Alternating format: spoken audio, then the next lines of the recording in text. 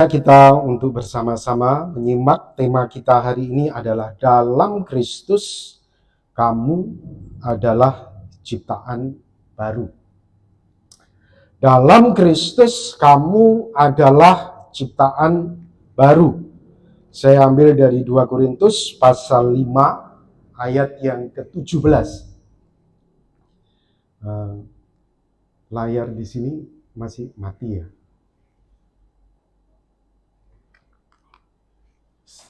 Saya akan membaca untuk kita. Jadi siapa yang ada di dalam Kristus, ia adalah ciptaan baru, yang lama sudah berlalu, sesungguhnya yang baru sudah datang. Sekali lagi, jadi siapa yang ada di dalam Kristus, ia adalah ciptaan baru, yang lama sudah berlalu, sesungguhnya yang baru sudah datang. Bapak Ibu Saudara, kita di dalam Kristus adalah ciptaan baru. Sebelum kita membahas lebih jauh tentang nats yang ditulis oleh Paulus ini, saya mengajak kita untuk mereview kembali cerita tentang Nikodemus. Nikodemus ini adalah seorang pemimpin agama Yahudi. Dia termasuk golongan Farisi. Satu hari dia tengah-tengah malam secara diam-diam, dia datang kepada Tuhan Yesus, ingin belajar, ingin berguru kepada Tuhan Yesus. Nampaknya dia tidak ingin diketahui oleh rekan-rekannya yang lain. Kerinduannya untuk mendengar pengajaran dari Tuhan Yesus. Dan malam-malam Tuhan Yesus berbincang-bincang dengan Nikodemus ini. Dan salah satu bagian yang menarik, Tuhan Yesus berkata kepada Nikodemus, "Jawab Yesus, aku berkata kepadamu, sesungguhnya jika seorang tidak dilahirkan dari air dan roh, ia tidak dapat masuk ke dalam kerajaan Allah. Apa yang dilahirkan dari daging adalah daging, dan apa yang dilahirkan dari roh adalah roh." Kemudian Tuhan Yesus melanjutkan, "Janganlah engkau heran, karena aku berkata kepadamu, Nikodemus, pemimpin agama, orang Farisi, kamu harus dilahirkan kembali." Seorang pemimpin agama yang mengajarkan kitab Taurat kepada umatnya dan selalu membawa umat untuk dekat kepada Yahweh. Tuhan Yesus malam itu berkata kepada Nikodemus, "Kamu harus dilahirkan kembali." Ya. Bapak Ibu Saudara, lahir dari roh kita pahami hari ini sebagai lahir baru. Bagaimana lahir baru itu terjadi? Nah, kemudian Tuhan Yesus melanjutkan, Bapak Ibu Saudara, ya, Yohanes 3 ayat yang ke-8, "Angin bertiup kemana ia mau, dan engkau mendengar bunyinya, tetapi engkau tidak tahu dari mana ia datang dan kemana ia pergi. Demikianlah halnya dengan tiap-tiap orang yang lahir dari roh." Bapak Ibu Saudara, dari penjelasan Tuhan Yesus ini kita bisa memahami bahwa lahir baru itu adalah misteri. Ya. Itu adalah pekerjaan Roh Kudus, sebuah misteri. Sehingga Paulus menyatakan tidak seorang pun dapat mengaku Yesus adalah Tuhan selain dari Roh Kudus. Ini pekerjaan misteri, saudara. Tidak ada seorang pun. Kita bisa duduk di tempat ini, kita bisa berbakti di tempat ini. Ini bukan karena kita, tetapi adalah karena pekerjaan Roh Kudus yang misteri itu, sehingga kita berkata Yesus adalah Tuhan. Nah, kemudian Tuhan Yesus melanjutkan ceritanya ini kepada Nikodemus. Bagaimana misteri ini saya katakan, Bapak Ibu Saudara, secara praktis bekerja ketika kelahiran baru itu bekerja. Nah, pada ayat 14, di situ dikatakan, dan sama seperti Musa meninggikan ular di padang gurun, demikian juga anak manusia harus ditinggikan. Supaya setiap orang yang percaya kepadanya beroleh hidup yang kekal. Nah, misteri ini mulai disingkap oleh Tuhan Yesus. Bahwa anak manusia itu harus ditinggikan, supaya setiap orang yang percaya kepadanya beroleh hidup yang kekal. Ini misteri ini ada pada sosok anak manusia itu yang ditinggikan. 16, 17, karena begitu besar kasih Allah akan dunia ini, sehingga ia telah mengaruniakan anaknya yang tunggal, supaya setiap orang yang percaya kepadanya tidak binasa, melainkan beroleh hidup yang kekal. Nah, ini. Mulai misteri ini dibuka, ya. Sebab Allah mengutus anaknya ke dalam dunia bukan untuk menghakimi dunia, melainkan untuk menyelamatkannya oleh Dia. Jadi Bapak Ibu Saudara, misteri tadi bekerja mulai disingkapkan oleh Tuhan Yesus. Misteri itu secara praktisnya bagaimana? Saya katakan seperti itu ya.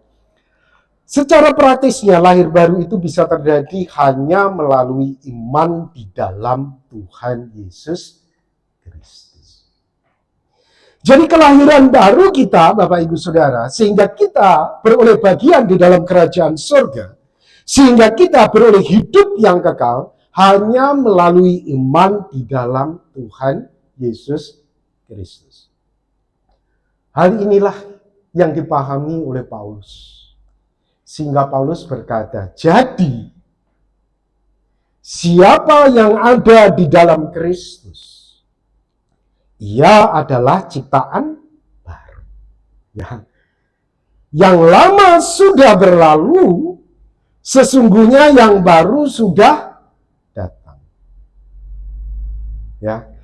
Jadi siapa yang ada di dalam Kristus, imanmu kepada Kristus, engkau mengaku Yesus adalah Tuhan, Ia adalah ciptaan baru, yang lama sudah berlalu, sesungguhnya yang baru sudah datang. Nah, Bapak Ibu Saudara, kita akan lihat lebih jauh. Sebetulnya konsep pemikiran Paulus seperti apa? Ketika Paulus berbicara tentang ciptaan lama, ciptaan baru itu seperti apa? Kita akan lihat ya, Bapak Ibu Saudara. Kalau kita perhatikan kata jadi di sini, ya, jadi siapa yang ada di dalam Kristus. Saudara, dari sini saja kita bisa melihat bahwa ini adalah sebuah kesimpulan dari perkataan-perkataan sebelumnya, ya. Jadi, nah, saudara, kata jadi di dalam bahasa Yunani-nya itu hoste, yang diterjemahkan juga sebab itu, karena itu. Nah, kita lihat yang dimaksudkan itu apa pada kalimat sebelumnya.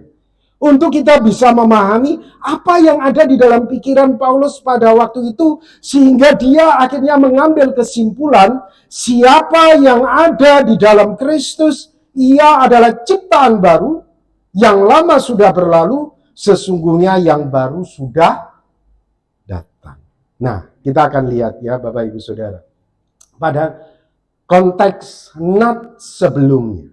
Apa yang Paulus katakan tentang ciptaan baru, ciptaan lama pada konteks dekat nats tersebut. Pada ayat sebelumnya, Paulus menuliskan surat ini kepada jemaat di Korintus. Paulus mengatakan seperti ini. Ayat 12. Dengan ini kami tidak berusaha memuji-muji diri kami sekali lagi kepada kamu. Tetapi kami mau memberi kesempatan kepada kamu untuk memegahkan kami. Supaya, kata Paulus, kamu dapat menghadapi orang-orang yang bermegah karena hal-hal lahiriah. Dan bukan batinnya. Jadi di dalam konsep pemikiran Paulus pada waktu itu, Paulus itu memahami. Dalam Kristus, iman kita kepada Kristus, Ketika kita berkata, aku ini lahir baru loh. Aku ini sudah ciptaan baru loh. Saudara, dalam Kristus, kita itu seharusnya bermegah secara batiniah. Bukan lahiriah. Dalam Kristus, kita itu seharusnya bermegah secara batiniah, bukan lahiriah. Tadi Paulus hendak menunjukkan, bukannya kami berusaha untuk memuji diri kami. Tetapi Paulus hendak menunjukkan bagaimana sesungguhnya orang yang bermegah secara batiniah itu. Pada ayat 11 kita akan lihat. Paulus berkata, kami tahu apa artinya takut akan Tuhan.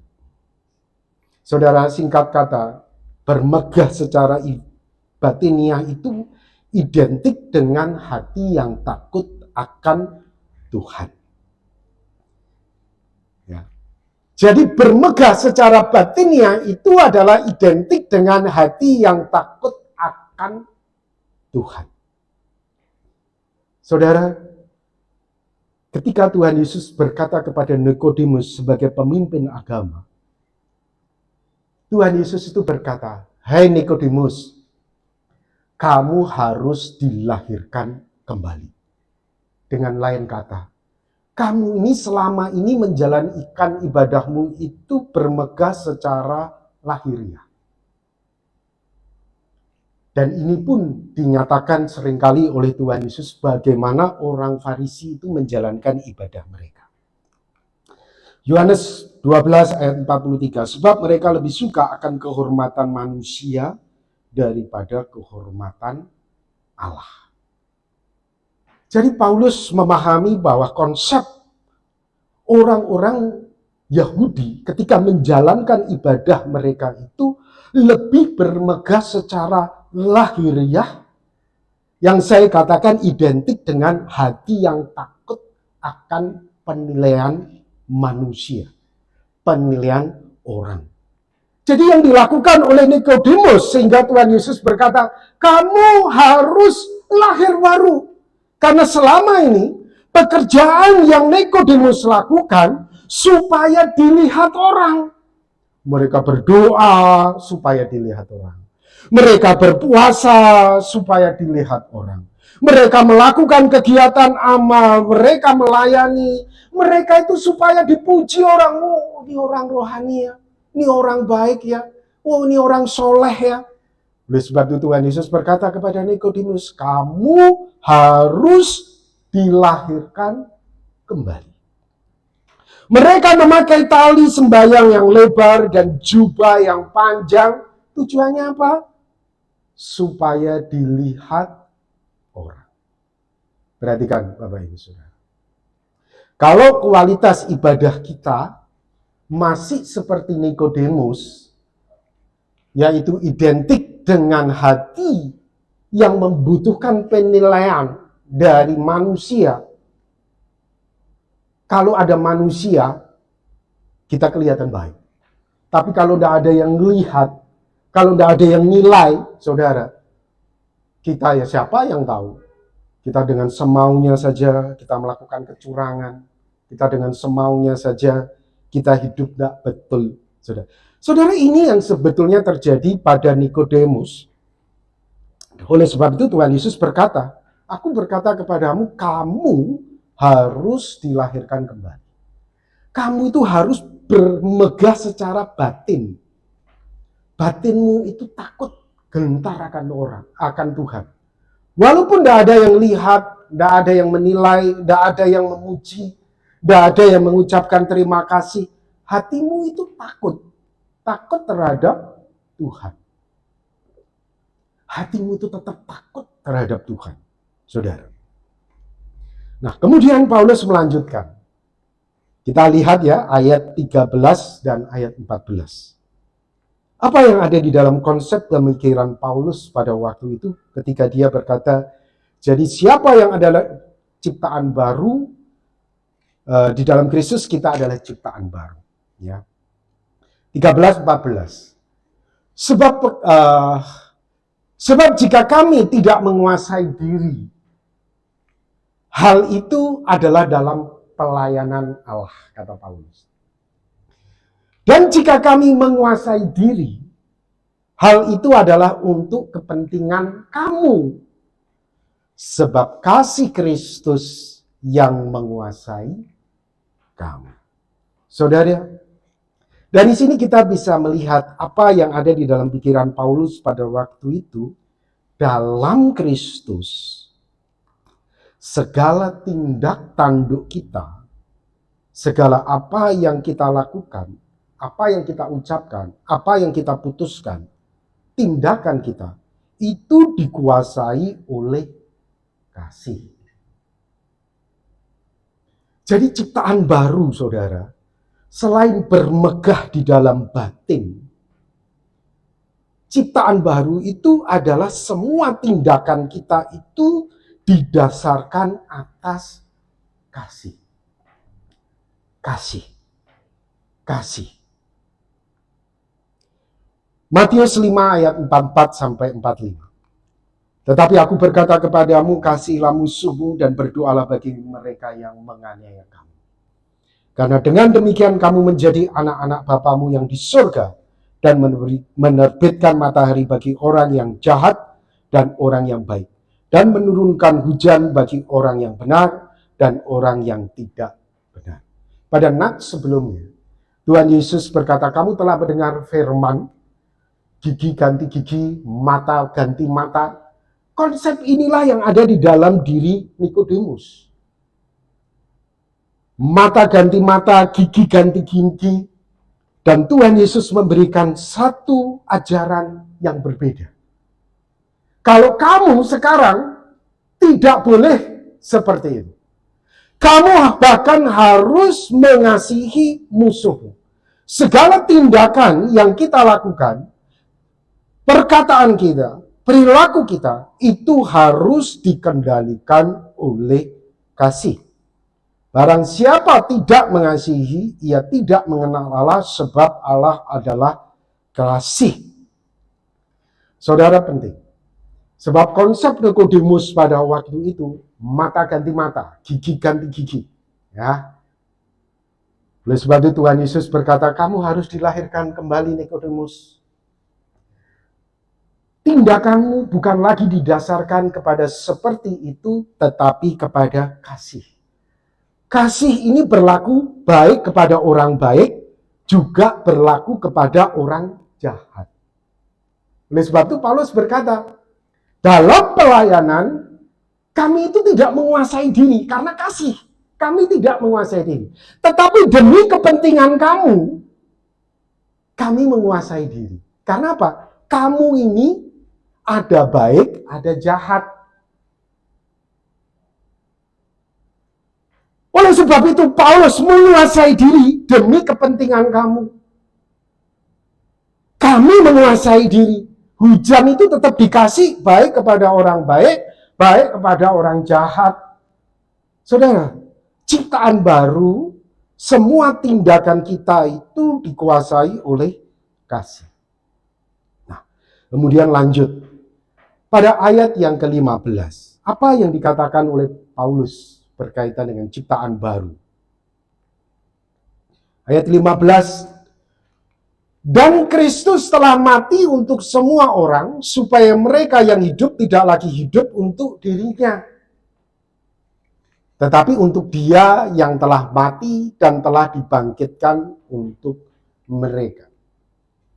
Jadi Bapak Ibu Saudara, dalam Kristus, yang ketiga, kita hidup untuk Kristus, bukan diri kita sendiri. Paulus kepada jemaat di Filipi berkata, bagiku hidup adalah Kristus dan mati adalah keuntungan.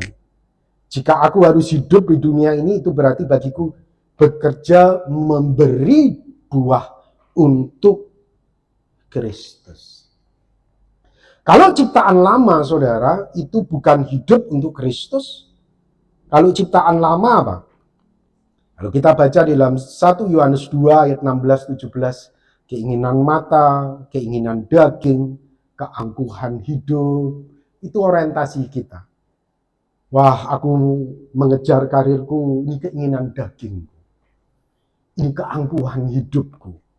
Ini keinginan mataku. Ya, oh gimana aku bisa kelihatan keren ya. Ujung-ujungnya apa saudara? Bermegah secara lahiriah. Keinginan daging, keangkuhan hidup. Sebaliknya saudara, ciptaan baru, kata Paulus, kita harus hidup bagi Kristus. Di sini dikatakan, tetapi orang yang melakukan kehendak Allah tetap hidup selama-lamanya. Apa sih mau Tuhan Yesus dalam hidupku, dalam pekerjaanku ini? Apa sih mau Tuhan Yesus dalam hidupku melalui pelayananku ini? Apa sih mau Tuhan Yesus dalam pekerjaanku itu? Saudara, jadi kita melakukan kehendak Allah. Bukan ambisi kita, bukan keangkuhan hidup kita, bukan keinginan mata kita. Tetapi apa sih yang Tuhan Yesus mau itu? Ya. Saudara, kalau kita pengen tahu apa sih yang Tuhan mau, kita hidup untuk Tuhan Yesus kan? Dan sekarang kita pengen tahu apa sih yang Tuhan Yesus mau itu? Ini yang Tuhan Yesus mau, saudara. Kata Yesus kepada mereka, makananku ialah melakukan kehendak Dia yang mengutus aku. Jadi kalau kita mau melakukan kehendak Tuhan Yesus, secara otomatis kita juga melakukan kehendak Bapa di dalam kehidupan kita. Oleh sebab itu saudara, pada akhirnya dalam Kristus, poin-poin ini kemudian Paulus berkata, jadi siapa yang ada di dalam Kristus, kamu adalah ciptaan baru. Nah, saudara, jadi ada 3 poin ini ya, yang kita bisa lihat dari konteks dekat ketika Paulus berkata, siapa yang ada di dalam Kristus, ia adalah ciptaan baru. Yang pertama, bermegah secara batin. Batin, bukan lahiriah. Ya. Segala tindakan kita dikuasai oleh kasih. Bukan hawa nafsu, bukan kedagingan, bukan keinginan mata, bukan keangkuhan hidup, tetapi kasih. Kasih kita itu bukan pilih-pilih, oh ini orang baik, ini orang tidak baik, ini orang benar, ini orang tidak benar.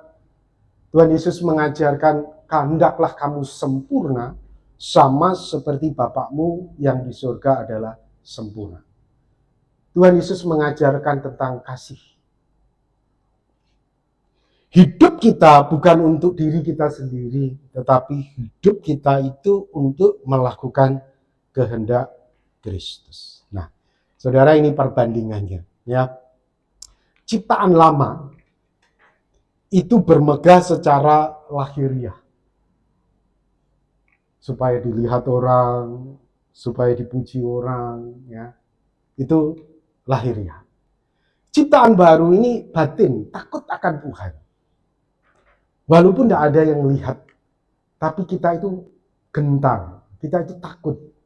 Oh, aku itu harus benar di hadapan Tuhan.